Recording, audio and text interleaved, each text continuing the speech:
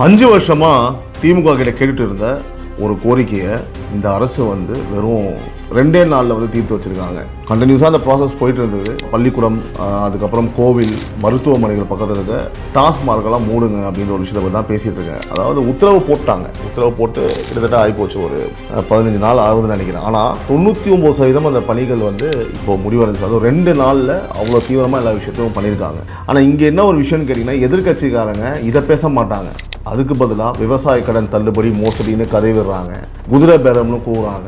உண்மை என்ன, அது யார் பண்ண வேலைன்னு இன்றைக்கி நம்ம ஓப்பனாக உடைக்க போகிறோம். அதோட மட்டும் இல்லாமல் தமிழ்நாட்டில் இடைத்தேர்தல் களம் சூடு பிடிக்க ஆரம்பிச்சிருக்கு.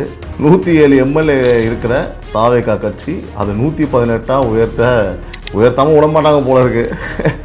ஆனால் எதிர்கட்சியில் ஒரு தரப்பு போட்டிடுறதா வேணாமான்னு இன்னும் முடிவு பண்ணாமையே தவிச்சிட்டு இருக்காங்க. இப்போ எலெக்ஷன் சொன்னாலே ஒரே ஜாலியாகிடுது உறவுகளே. எவ்வளோ ஓட்டில் தோக்க போகிறாங்க, நிற்பாகலாம் மாட்டாங்களாம், யார் தைரியமாக நிற்க போகிறான், எப்படி இருந்தது எப்படி ஆகி போச்சுல, இதுதான் மாற்றம் சொல்லுவாங்க போல இருக்கு. சரி, வாங்க பார்ப்போம்.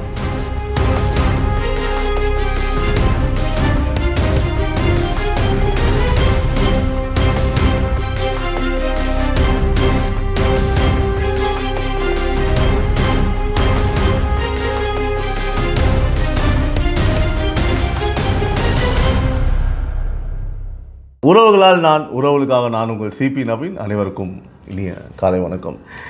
இன்றைக்கி நம்ம ரொம்ப முக்கியமான 3 விஷயங்களை பற்றி ரொம்ப ஓப்பனாக அலச போகிறோம். முதல்ல, ஒரே நாளில் நம்ம தமிழக அரசு பண்ண அத்தனை மக்கள் சார்பு அதிரடி வேலைகள். இரண்டாவதாக, எதிர்க்கட்சி அரசு மேலே வீசுகிற ஒவ்வொரு குற்றச்சாட்டுக்கும் மக்கள் சார்பான ஒரு நேர்மையான பதில். இதுதான் முக்கியம். மக்கள் என்ன சொல்கிறாங்கன்னா, நமக்கு நீ ஏதாவது சொல்லிட்டு இருப்ப, நீ லூஸு, உனக்கு என்ன பண்ணி பைத்தியம் அப்படின்ற மாதிரி மக்கள் என்ன சொல்கிறாங்க குற்றச்சாட்டுக்கு அப்படின்றத நம்ம பார்க்கணும். மூணாவது, தமிழ்நாட்டையே உழுக்க போகிற இடைத்தேர்தல் களம். ஜாலி, நான் முதலே சொன்ன மாதிரி. வாங்க நேரத்தை வேஸ்ட் பண்ணாமல் முதல் விஷயத்துக்கு போகலாம். முதல்ல நம்ம பார்க்க வேண்டியது ஈரோட்டில் நடந்த ஒரு விஷயம். நம்ம வருவாய்த்துறை அமைச்சர் செங்கோட்டையன் அவர்கள் ஈரோடு மாவட்ட ஆட்சியர் தலைமையில் ஒரு பெரிய ஆய்வுக் கூட்டம் நடத்தியிருக்காருங்க. இங்கே நீங்கள் கவனிக்க வேண்டிய விஷயம் என்னென்னா, ஆட்சி பொறுப்பேற்று வெறும் 20 நாள் தான் ஆச்சு. இந்த 20 நாளில் என்னென்ன பண்ணியிருக்காங்க அப்படின்றத நம்ம பார்க்கணும். அது உங்களுக்கு தெரியுமா? வாங்க நான் சொல்கிறேன். ஈரோடு டவுன் லிமிட்லேயே, சிட்டி லிமிட்லேயே 19 டாஸ்மாக் கடைகளை மூடியிருக்காங்க. அதோடு நிறுத்தலைங்க.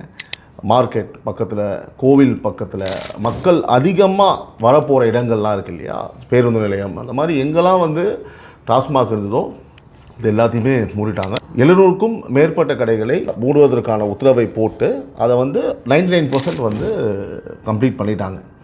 இப்போ யோசித்து பாருங்கள், இந்த கோரிக்கை இன்றைக்கி நேற்று வந்த கோரிக்கையா? இதுதான் நம்ம ரொம்ப தெளிவாக யோசிக்கணும். இல்லவே இல்லை, சத்தியமாக இல்லை. செங்கோட்டையன் அவரே ஒரு வார்த்தையை சொன்னார் பாருங்கள்.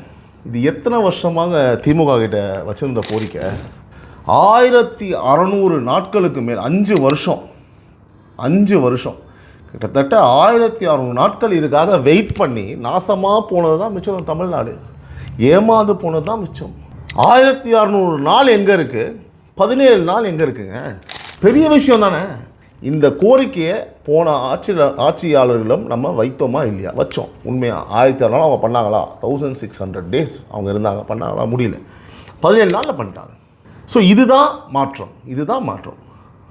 5 நாளில், அதாவது உத்தரவு போட்ட 5 நாளில் அதுக்கான வேலையை ஸ்டார்ட் பண்ணாங்க. இன்றைக்கி மக்களோட தீர்ப்பை, மக்களுக்கு என்ன தேவையோ அதை அவங்க செஞ்சு முடிச்சிட்டாங்க. இது சாதாரண விஷயம் இல்லைங்க. ஒரு குழந்தை பள்ளிக்கூடம் போகும்போது, இல்லை கோயிலுக்கு போகும்போதோ, அந்த வழியில் மதுக்கடை இருந்தால் அந்த அம்மாவோட மனசு, வீட்டில் இருக்கவங்க மனசுலாம், ஐயோ அந்த பக்கம் ஒயின் ஷாப் இருக்குப்பா, அதாவது குடிச்சிட்டு பிரச்சனை பண்ணுவானுங்கப்பா, இது எல்லா வீடும் நடந்திருக்கும். நான் பேசும்போது நீ கேட்குற நிறைய பேர் வீட்டில் இந்த மாதிரி ஒரு விஷயம் இருக்கும். இந்த நைட் நேரத்தில் வெளில போய் யோசிப்பாங்க, ஏன்னா அங்கே ஒரே குடிச்சிட்டாங்க ஆளுங்க இருப்பாங்க. எல்லாருமே அப்படி கிடையாது. ஆனால் குடிச்சிட்டா அது அவங்க கையில் கிடையாது. அவர் பேச மாட்டார், மிஸ்டர் நெப்போலியன் தான் பேசுவார். அந்த மாதிரி கதை. ஸோ அந்த ஆய்வுக் கூட்டத்தில் அமைச்சர் ரொம்ப தெளிவாக இன்னொன்று சொன்னார். மொத்தமாக குற்றச்சாட்டு சொல்லாதீங்க, தப்பு எங்கே நடக்குதோ அந்த இடத்த சொல்லுங்கள், ஆதாரத்தோடு சொல்லுங்கள், உடனே நடவடிக்கை எடுக்கிறேன். ஸோ இதுதான் மக்களும் எதிர்பார்க்குறாங்க. இதுதான் உண்மையான மாற்றம். இதுதான் மக்கள் எதிர்பார்க்குறாங்க. 19 சும்மா ஏதாவது சொல்லிட்டு கூடாது. இதுக்கு என்ன ஃபேக்டோ சொல்லு. மொத்தமாகவே வந்து அவங்க பண்ணது தப்பு, மொத்தமாகவே இல்லை நாங்கள் பண்ணது கரெக்டுன்னு பேசாத. ஃபேக்ட் இஸ் அ ஃபேக்ட் அப்படின்ற எண்ணத்தில் பேசக்கூடிய அமைச்சர் அவங்க நம்ம நிச்சயமாக பாராட்டி ஆகணும். அவர் இன்னொரு வார்த்தையும் சொன்னாருங்க, 60 வருஷ பரநாயகத்தை முறியடிச்சு ஜனநாயகத்தை தமிழ்நாட்டில் உருவாக்கி இருக்கோம். கேட்கும் போதே எவ்வளோ இனிமையாக இருக்குல்ல இந்த காதுக்கு. சொன்ன மாதிரி 60 வருஷம் அப்படின்றது ஒரு மனுஷனோட இப்போலாம் வந்து 40-50 வயசுலேயே ஆட்டாக் வந்து செத்து போயிடணும்னு வச்சுக்கோங்களேன். 60 வருஷம் ஒரு வாழ்க்கையோட ஒரு முழு காலம், அது முழு ஆயுள் காலம். 60 வருஷம் கழித்து இப்படி ஒரு விஷயம் அப்படின்றத நம்ம சொல்லிட்டு போயிடலாம். இன்றைக்கி பணமே வாங்காமல் ஒரு மாற்றம் வந்திருக்கு அப்படின்றது நம்ம மனசில் எப்போவுமே அதை வச்சுக்கணும். சரிங்களா? சரி, அடுத்த விஷயத்துக்கு வருவோம். இன்னொரு இன்ட்ரெஸ்டிங்கான ஒரு மேட்டர் சொல்கிறேன். ஒரு சமூக நீதி மாணவியர் விடுதி, சரிங்களா, அங்கே உணவில் தரவுறவு இருக்குதுன்னு சொல்லிட்டு, அதாவது ஒரு கற்பாம்பூச்சி வருதுன்னு வந்து பார்த்திங்கன்னா புகார் வந்திருக்கு. கற்பாம்பூச்சி இருக்குது, நல்லா இல்லை அப்படின்னு சொல்லிட்டு.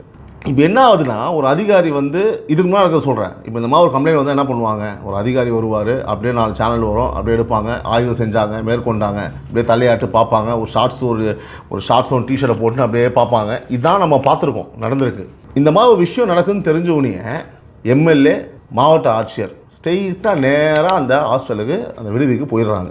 ஆனால் போனது மட்டும் இல்லைங்க, அந்த மாணவிங்க சாப்பிட்ற அதே உணவு இருக்குல்ல, அதை உடனே தட்டில் போட்டு அவங்களே சாப்பிட்டு பார்த்துருக்குறாங்க. அதே இடத்துல இதாம்மா ஓகேம்மா, இதெல்லாம் ஓகே, சாப்பிட்டு பார்த்துட்டு நாங்கள் எப்படி இருக்குது ஏது இருக்குது விசாரித்து உடனடியாக அந்த மாணவிங்க சாப்பிட்ற உணவை நேரில் சாப்பிட்டு, இப்போது நம்ம சொல்லலாம், ஏன் அவங்களாம் சாப்பிட மாட்டாங்களா, இது மாதிரி சாப்பிட்டாங்களா, இதுதான் கேள்வி. இந்த சாப்பிட மாட்டாங்களா, அவங்கனா கடவுளா, அவங்கனா சூப்பர் மேனா, இதான் கேட்கக்கூடாது. அவங்க சாப்பிட்லாம் தான். நானும் அந்த கருத்துக்கு வந்து பார்த்தீங்கன்னா, ஐயோ இவங்களே சாப்பிட்றாங்கப்பா அப்படிலாம் நான் சொல்ல வர விஷயம் என்னன்னு கேட்டிங்கன்னா, இதற்கு முன்னாடி இந்த மாதிரி ஒரு கம்ப்ளைண்ட் வரும்போது ஒரு எம்எல்ஏ, ஒரு ஆட்சியர் டைரெக்டாக போய் சாப்பிட்டு பார்த்து அந்த மாதிரிலாம் ஆய்வு நடந்தால் சரித்திரமே கிடையாதுங்க. இந்த கடந்த ஒரு 50 ஆண்டு காலமாக அப்படிலாம் நடக்கவே இல்லை. புரியுதுங்களா? இதுதான் வந்து உண்மை. அதாவது அதுக்கு பேர் வந்து பார்த்திங்கன்னா, இப்போ எப்படி வச்சுக்கலாம் தெரியுமா, அது வெறும் ஆய்வு மட்டும் இல்லைங்க, அதுதான் அக்கறை.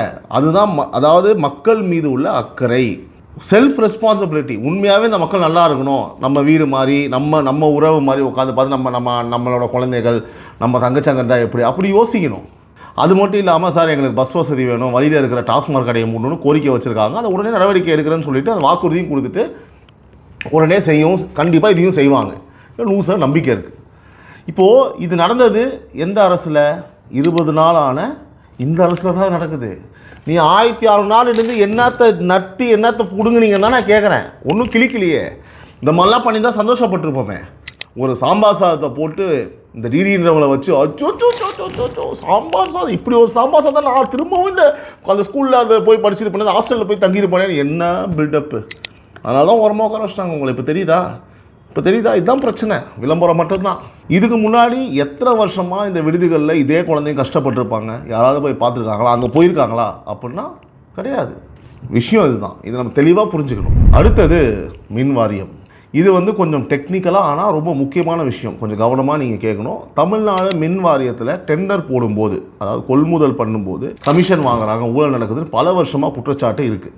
அது எல்லாருக்குமே தெரிஞ்ச விஷயம். நம்ம அமைச்சர் வந்து இதை எப்படி ஹேண்டில் பண்ணாருன்னு தெரியுமா? சொல்கிறேன். வெறும் பேச்சோட மட்டும் அவர் சொல்லிட்டு அப்படியே போயிடல. 3 தனி ஒரு டீமை வந்து செட் பண்ணுறாரு அமைச்சர் அவரோட தலைமையில். இந்த ஒரு குழு வந்து என்ன பண்ணோம் அப்படின்னா, சந்தைக்கு போய் எவ்வளோ விலை அப்படின்ற வந்து ஆராயும், எவ்வளோ வந்து ரேட்டு அப்படின்னு. இன்னொரு குழு என்ன பண்ணால், உற்பத்தியாளர்கள் இருக்காங்க இல்லையா, அதை உருவாக்குறவங்க, அவங்ககிட்ட எவ்வளோ மதிப்பீடு, அந்த இடத்துல எவ்வளோ எவாலுவேட் பண்ணுவாங்க வாங்குறது. 3வதாக இது எல்லாத்தையுமே கொண்டு வந்து மினிஸ்டர் கையில் ஒப்படைக்கும் போது ஒருத்தர் வந்து பார்த்தீங்கன்னா செக் பண்ணுறது. இந்த டெண்டர் வரும்போது இதுதான் வாங்குகிற விலை, அதாவது நம்ம உற்பத்தி பண்ணுறது, இது வந்து சந்தையில் இருக்கிற விலை, இதுதான் இந்த ரேட்டு, மார்க்கெட்டில் வாங்குறது இதுதான் விலை. ஏன்னா போன ஆட்சி நடந்தது என்னன்னு கேட்டிங்கன்னா, ஒரு 5 லட்ச ரூபா மதிப்பு இருக்குங்க ஒரு பில்டிங்கு, அது குறைஞ்சபட்சம் ஒரு 2 கோடி ரூபா போட்டுருவாங்க. போட்டு வந்து பார்த்தீங்கன்னா இது எல்லாத்தையும் அமுக வேண்டியது. போனீங்கன்னா நம்ம ஞாபகப்படுத்தணுமே, இன்டர்நேஷ்னல் கக்கூஸ் ஞாபகம் இருக்கா? நல்ல தடுப்பெல்லாம் கட்டி விட்டாங்களே, இந்த பக்கம் 4 அந்த பக்கம் 4, அதுக்கெல்லாம் பல கோடி ரூபா போட்டிருப்பாங்க. ஏன்னா இன்டர்நேஷ்னல் கக்கூஸ் இல்லையா அது, என்னத்த சொல்கிறது. இதுதான் எல்லாத்தையுமே அந்த மாதிரி டெண்டரில் பயங்கரமான முறைகள். இப்போ இவங்க என்ன பண்ணுறாங்க, அனலைஸ் பண்ணுறாங்க. வெளியில் வந்து இதுதான் ரேட்டு, இது 10 ரூபா விற்கிறாங்க, 5 ரூபா தயாரிக்கிறாங்க, இது எதுக்கு நீ வந்து பார்த்தீங்கன்னா 10,000 போட்டிருக்க? நல்ல விஷயம், உண்மையாக பாராட்டணும். இப்போ வந்து பார்த்தீங்கன்னா 1 ரூபா கூட வந்து தப்பாக போகவே முடியாது. இது என்னன்னா ஊழலுக்கு வாய்ப்பே இல்லாத மாதிரி ஒரு சிஸ்டம். இது நல்ல விஷயம். முன்னாடியே கமிஷன் வாங்கினாங்க. யார் கேட்டாங்க? இப்போ வெளிப்படையாக எல்லாத்தையுமே வந்து நடத்துகிறோம்னு உத்தரவு போட்டிருக்காங்க. இதுதான் வந்து பார்த்தீங்கன்னா ஒரு உதாரணம், ஒரு ஊழல் இல்லாத ஆட்சி எப்படி நடக்கும்ன்றதுக்கு உதாரணம் இதுதான். அடுத்து இப்போ நம்ம பார்க்க போகிற இன்னைக்கோட மிக முக்கியமான ஒரு அறிவிப்பு. அமைச்சர் மரியா வில்சன் அவர்கள் பேசியிருக்காரு, நம்ம கேளுங்க. மதுரை மாநகராட்சியில் நடந்த ஊழல் அதோட முழு விவரத்தையும் வந்து பார்த்தீங்கன்னா அரசு வாங்கிட்டு இருக்கு. முழுசாக ஆராய்ஞ்சு கூடிய விரைவில் அந்த ரிப்போர்ட்டை மீடியா மூலமாக மக்கள் முன்னாடி வைக்க போகிறோம்னு சொல்லியிருக்காரு. பாராட்டுக்கள். யோசிச்சு பாருங்கள், ஊழலை மறைக்கிற அரசு கிடையாதுங்க, ஊழலை கண்டுபிடிச்சி மக்கள் முன்னாடி வைக்கிற அரசு. ஸோ ஒரே நாளில் டாஸ்மாக் கடை மூடல், விடுதி ஆய்வு, மின்வாரிய ஊழல் தடுப்பு, மதுரை ஊழல் வெளிப்பாடு, பெண்களுக்கான திட்டம், இவ்வளோ வேலை நடந்திருக்கு. இதுதான் வந்து உண்மையான ஆக்ஷன். முன்னாடியெல்லாம் ஒரு ஃபைல் நகர ஒரு வாரம் ஆகுங்க. இப்போலாம் ஒரு நாளில் இவ்வளோ விஷயங்கள் நடக்குது. இதுதான் மாற்றம். இது தாராளமாக வந்து நம்ம பாராட்டணும். அடுத்து போவோம், எதிர்கட்சி சொல்கிறது வெர்சஸ் உண்மை என்ன. இதுதான் ரொம்ப ரொம்ப முக்கியம் உறவுகளே. இப்போது நாணயத்தோட மறுபக்கம், எதிர்கட்சி அரசு மேலே என்னென்ன குற்றச்சாட்டு வீசுகிறாங்க, அதுக்கான உண்மையான பதில் என்னன்னு ஒவ்வொன்றா பார்ப்போம். நான் எங்கள் அரசுக்கு சப்போர்ட் பண்ண பேசல, உண்மையை பேச போகிறேன், ஃபேக்ட்ஸோட பேச போகிறேன். குற்றச்சாட்டு ஒன்று, விவசாய கடன் தள்ளுபடி மோசடி. எதிர்கட்சி சொல்கிறாங்க அதிமுக ஆட்சியில் 12,000 கோடி கொடுத்தாங்க, இந்த அரசு 2,000 கோடி மட்டும்தான் கொடுக்குது, அது மோசடி அப்படின்னு. இதை பற்றி நம்மளே பேசியிருக்கோம். ஆனால் மோசடிலாம் கிடையாது, சரியா? இதுதான் வந்து அவதூறுன்றது. ஃபேக்டை மட்டும் தான் பேசணும், இஷ்டத்துக்கு பேசக்கூடாதுல வாய் இருக்குன்ட்டு. இப்போ உண்மையை கேளுங்க.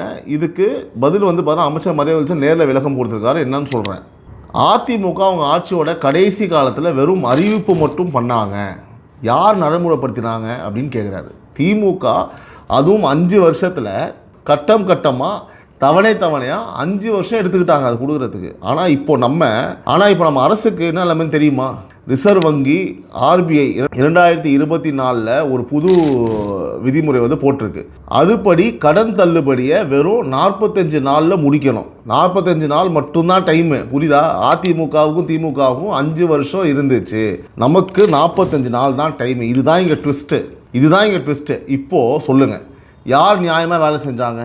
5 வருஷம் வச்சு கொஞ்சம் கொஞ்சமாக கொடுத்தவங்களா, இல்லை 45 நாளில் RBI விதிமுறைப்படி வேலை செய்கிற இந்த அரசா? உண்மை எங்கே இருக்குன்னு நீங்களே வந்து முடிவு பண்ணிக்கோங்க உறவுகளே. இதுதான் ஃபேக்ட்டு. நீங்கள் கமெண்ட்டில் வந்து போடுங்க. அடுத்து குற்றச்சாட்டு 2, குதிரை பேரம். அதிமுக எம்எல்ஏக்கள் வந்து நம்ம கட்சியில் சேர்ந்ததை வச்சு அவங்க நம்ம விலைக்கு வாங்கிட்டாங்க, குதிரை பேரம் பண்ணாங்கன்னு ஒரே குதிரை வந்து பார்த்தீங்கன்னா ஓவராக கூவுது. இங்கே உண்மை என்னன்னா, அந்த எம்எல்ஏக்கள் மரகதம் குமரவேல், ஜெயக்குமார், அப்புறம் சத்யபாமா, இசக்கி சுப்பையா, இவங்க யாரும் வந்து தூக்கிக்கிட்டு வரலை. இவங்களே தங்களோட பதவியை ராஜினாமா செஞ்சுட்டு சொந்த விருப்பத்தில் வந்து சேர்ந்துருக்காங்க. பதவி ராஜினாமா செஞ்சு வரதுக்கு பேர் குதிரை பேரம் இல்லைங்க. இது எப்படிங்க குதிரை பேரம் ஆகும்? எனக்கு புரியலங்க. இன்னொரு விஷயம், அந்த குதிரை பேரம் அப்படிங்கிற வார்த்தையை முதல்ல யார் பேசுனாங்க? அந்த பேச்சு வந்தது எங்கே இருந்தது? நல்லா யோசிங்க. அதிமுக திமுக கூட்டணி வச்சு ஆட்சி பிடிக்க திட்டம் போட்டாங்க அப்படிங்கிற செய்தி பெருசுப்படுத்தினது யார்? இது நல்லா யோசிங்க.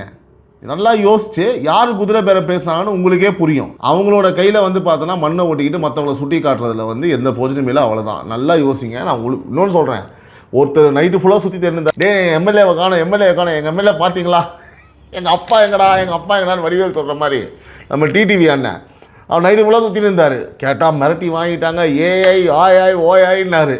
என்ன ஆச்சு? அவர் பேசின பேச்சு தான் அல்டிமேட். சட்டசபையிலேயே யார்? டிடிவி அண்ணன் அவருடைய எம்எல்ஏ சும்மா சூப்பராக பேசினார். டிவிகேயில் வந்து அவ்வளோ ஆதரவாக தனியாக கிளம்பி வந்துட்டார். எவ்வளோ பெரிய அவமானம். இப்போ தெரியுதா அந்த குதிரை பேரம்ன்ற வார்த்தை யார் ஆரம்பித்தா, இப்போ ஏன் திரும்ப அந்த குதிரை பேரனே ஓட்டிகிட்டு இருக்காங்கன்னு சொல்லிட்டு. இதெல்லாம் அவதூறுகள். அடுத்த குற்றச்சாட்டு என்னன்னு பார்க்கலாம். 3வது தாம்பரமில் டிவிகே கொடியை காட்டி ஒரு காரு ஒரு பொக்லைன் ஆப்ரேட்டரை தாக்குனது அப்படிங்கிற செய்தி நம்ம பார்த்தோம், பயங்கர வைரலாக போச்சு. இப்போ வந்து பார்த்தீங்கன்னா டிவிகே ஆட்களோட அட்டகாசம் அப்படின்னு சொல்கிறாங்க. ஆனால் நம்ம கட்சி என்ன பண்ணிச்சு தெரியுமா? ஆனால் ரைட், ஓகே, அவர் அடித்தது உண்மை தான், எல்லாமே ரைட். அந்த நிர்வாகி பேர் ஜெய். அவர் உடனடியாக கட்சியிலேருந்து நீக்கம் பண்ணியிருக்காங்க. அமைச்சர் சரத்குமார் அவரை நேரில் அறிக்கை விட்டுருக்காரு. எங்கே ஆள்னாலும் சரி, தப்பு பண்ணால் விட மாட்டோம், ஆக்ஷன் எடுத்திருக்காங்க. போலீஸ் விசாரணையும் நடக்குது. இப்போ யோசிச்சு பாருங்கள், இது என்னோட ஆள், இது வேறவங்க ஆள்னு பார்க்காம தப்பு பண்ண உடனே நீக்கம் பண்ணியிருக்காங்க. இது எந்த காலத்தில் எந்த கட்சியில் நடந்திருக்குன்னு சொல்லுங்கள். நடந்திருக்கு சட்டம் ஒழுங்கு விஷயத்தில். அதாவது எப்படின்னா, நான் எக்ஸாம்பிள் சொல்லிடுறேன், நல்லா பாருங்கள். ஒரு எம்எல்ஏ போட்டு ஒரு பத்திரிக்கையாளர் அடிக்கிறாருங்க, லைவில் தெரிக்க விடுறாங்க ஒரு சேனலில். பக்கத்து சேனலில், அதாவது பக்கத்தில் இன்னொரு சேனலில் இந்தியா டுடே கான்க்ளேவில் ஏதோ ஒரு கான்க்ளேவில் முக ஸ்டாலின் அவர்கள் உட்காந்து ஆத்தின்னு இருக்காங்களா சொற்பொழிவை அவங்க உட்காந்து லைவ் போடுறாங்க. காலிலேருந்து நைட்டு வரைக்கும் ஒன்றுமே ஒரு ஆக்ஷன் ஒன்றுமே எடுக்கலாங்க. அவரை உயிரோடு விட்டதுக்கான காரணமாக லைவில் போட்டது. இல்லைன்னா அந்த ஆளை அவரை உண்மையாக முடிச்சிருப்பாங்க. இதில் ட்விஸ்ட் என்ன தெரியுமா? கேஸ் யார் மேலே? அடி வாங்கினவர் மேலே. இவருக்கு தான் தண்டனை தெரியுமா? அந்த எம்எல்ஏ பதவியிலேருந்து உடனே வந்து நீக்கலைங்க, எதுவுமே பண்ணல, அவருக்கு சீட்டு கொடுக்கல திரும்ப. இதுதான் மிகப்பெரிய தண்டனை. இப்போ உங்களுக்கு புரியுது அந்த மாற்றம் என்னான்னு? அதாவது நீங்கள் மாற்றம் தான் பார்க்கணும். இவங்க என்ன பண்ணுறாங்க, அடிப்படை உறுப்பினர் எடுக்கிறாங்க. பாதிக்கப்பட்டவருக்கு நாங்கள் துணை நிற்போம்னு அமைச்சர் சொல்கிறாருங்க. ஏங்க அமைச்சர்லாம் எங்கெங்க பேசியிருக்காங்க? திரும்ப அதாங்க பதிவு பண்ணுறேன். ஒரு அமைச்சர் உடனே தூக்குறாரு, அடிப்படை உறுப்பினர் தூக்குறாரு. அவர் மேலே ஆக்ஷன் எடுங்கன்றாரு, சட்ட நடவடிக்கை எடுங்கன்றாரு. அடி வாங்கினவருக்கு நாங்கள் துணை நிற்போம், என்கிட்ட வந்து சொல்லுங்கன்றாரு. இதெல்லாம் உண்மையாக நடந்ததே கிடையாது. யோசிச்சு நீங்களே சொல்லுங்கள் நடந்திருந்தா இங்கே நடந்திருக்குன்னு சொல்லிட்டு. இவ்வளோ இன்னொரு உதாரணம் சொல்கிறேன், டக்குன்னு ஞாபகம் வந்து பாருங்கள். அந்த சின்ன குழந்தைய கொண்டு ஒருத்தன் வந்து திமுக அது கட்சியை சேர்ந்தவங்க 3 மாதமாக வெளியிலே வரலையே, நிர்வாகி 3 மாதமாக வெளியே வரலையே. இந்த விஷயம் இதெல்லாம் இப்போ நீங்களாம் எங்கடா போனீங்க? இதை பற்றிலாம் எதுவுமே பேசாமல் இப்போ இந்த மாதிரி இப்படி அநியாயம் பண்ணுறானுங்களே இவனுங்க. இது மட்டும் இல்லை, சட்டம் ஒழுங்கு விஷயத்துலேயும் அதே தான். எங்கே கொலையோ அறிவால் வெட்டோ நடந்தாலும் போலீஸ் சில மணி நேரத்தில் வந்து பார்த்தா சிறப்பு தனிப்படை அமைச்சு குற்றவாளியை பிடிக்கிறாங்க. தென்காசி அறிவால் வெட்டில் 8 பேரை பிடிச்சிருக்காங்க. ட்ரோன் வச்சு கம்ப்ளீட்டாக ட்ரேஸ் அவுட் பண்ணி பிடிச்சிருக்காங்க. குற்றமே நடக்கக்கூடாது தான், ஆனால் நடந்துச்சுன்னா விரைவில் ஆக்ஷன் எடுக்கிறது. அதுதான் ஒரு பொறுப்பான அரசோட அடையாளம் நான் பார்க்குறேன். எதிர்க்கட்சி வந்து இதை பேசாது, ஏன்னா இது அவங்களுக்கு சாதகமாக இல்லை. இதை எவனாவது பேசுங்களா பார்க்கலாம். அடுத்து இடைத்தேர்தல் களம். நான் சொன்னல ஜாலி எலெக்ஷன். இது கடைசியாக ரொம்ப சுவாரஸ்யமான விஷயம். தமிழ்நாட்டு அரசியலே அடுத்த சில வாரங்களில் உழுக்க போகிற விஷயம் இடைத்தேர்தல். தமிழ்நாட்டில் வந்து 5 சட்டமன்ற தொகுதிகள் வந்து இடைத்தேர்தல் வரப்போகுது. திருச்சி கிழக்கு, அம்பாசமுத்திரம், மதுராந்தகம், பெருந்துறை, தாராபுரம் எல்லாத்தையுமே டிவிக்கு தான் ஜெயிக்க போகிறாங்க. இப்போ சொல்லிடுறேன், இந்த 5 தொகுதி இப்போவே களம் வந்து சூடு பிடிக்க ஆரம்பிச்சிருக்கு. இப்போ நம்ம டிவிக்கோட கட்சி கணக்கு என்னன்னா, இப்போது இந்த 107 எம்எல்ஏ இருக்காங்க. இந்த 5 தொகுதியும் எப்படி ஜெயிச்சிருவாங்க. ஸோ 5 ஜெயிச்சிட்டாங்க அப்படின்னா 8, 9, 10, 11, 112 சரிங்களா, உயர்ந்துடும். இப்போ எழுதி வச்சுக்கோங்க. இப்போவே எலெக்ஷனுக்காக வந்து பார்த்தீங்கன்னா அவங்களோட கூட்டணி கட்சிகள் இப்போ பாருங்கள், எலெக்ஷன் நம்ம எப்படி கையாள போகிறோம். ஆளுங்கட்சி, அதாவது இப்போ பாருங்கள், எலெக்ஷன் வந்து தாவேகா வந்து எந்த நன்மை கையாள போகிறாங்க தெரியுமா? கர்மா. ஆளுங்கட்சி, விடுதலை சிறுத்தைகள் கூட்டணி, கம்யூனிஸ்ட், இந்திய யூனியன் முஸ்லீம் லீக், 2 கம்யூனிஸ்டுகள், ஓகேவா, இவங்க எல்லாரும் நம்ம கூட்டணி. Congress. Oh my God, what happened, Mr. Stalin? I'm very pity for you. What to do? அதாவது இவங்க எல்லாரும் இப்போ தாவேகா என் கூட்டணியோட சரியா மக்களை வந்து பார்த்தீங்கன்னா களம் காண போகிறாங்க. 3 வீச்சில் வேலையை ஆரம்பிச்சிட்டாங்க. ஆனால் இங்கே என்ன இன்ட்ரெஸ்டிங்காக என்னென்னா ஒரு விஷயம், அதிமுக தரப்பில் வந்து ஒரு பெரிய குழப்பம் இருக்குது. ஏன்னா சமீபத்தில் அவங்க தரப்பில் என்னென்ன எம்எல்ஏக்கள் தான் வந்து பார்த்தீங்கன்னா இந்த 5 பேர், மரகத குமரவேல், ஜெயக்குமார், சத்யபாமா, இசக்கி சுப்பையா, அதுவும் பதவி ராஜினாமா செஞ்சுட்டு இந்த கட்சியில் வந்து இருக்காங்க. அப்படின்னா இப்போது வந்து ஒரு பெரிய அதிர்ச்சி. அவங்களே தான் இப்போது அவங்களுக்கு ஒரு தர்ம சங்கடம் இருக்கும் இல்லையா. இப்போது இந்த இடைத்தேர்தலில் வந்து போட்டியிடுறதா இல்லை புறக்கணிக்கிறதா யார்? அதிமுக. மறுபடியும் தோல்வி வந்தால் கட்சி பிளந்துடுமோன்னு பயம், தேர்தல்னாலே பயப்படுறாங்க. அதனால் போட்டிட்டு தான் வேணாமா இன்னும் முடிவு பண்ண முடியாமல் ஆலோசிச்சுட்டு இருக்காங்க. ஸோ ஒரு பக்கம் வந்து பார்த்தீங்கன்னா தெளிவாக களம் இறங்கி வேலை செய்ய நம்ம தாவேகா கட்சி ஆரம்பிச்சிட்டாங்க. இன்னொரு பக்கம் வந்து போட்டிடுறதா என்னன்னு சொல்லிட்டு நான் சொன்ன மாதிரி திமுக, அதிமுக மற்றும் பலர், அதாவது எல்லாமே வந்து வெயிட் பண்ணிருக்காங்க. என்ன ஆகுன்றது நம்ம வந்து கண்டிப்பாக பொறுத்து இருந்தாலும் பார்க்க வேண்டியும். சொல்லும் போதே ஒரு மாதிரி ஜாலியாக இருக்குங்க. திரும்ப எலெக்ஷன், திரும்ப இப்போ எவ்வளோ ஓட்டில் தோப்பாங்க அப்படின்லாம் வந்து நம்ம பார்க்கணும். ஸோ உறவுகளே, இன்றைக்கி நாம் பார்த்த 3 விஷயமும் ஒரு விஷயம் தெளிவாக சொல்லுது. ஒரு பக்கம் 20 நாளில் அதிரடியாக வேலை செய்கிற ஒரு அரசு, இன்னொரு பக்கம் அந்த வேகத்தை பார்த்து பயந்து குற்றச்சாட்டு வீசுகிற எதிர்க்கட்சிகள்.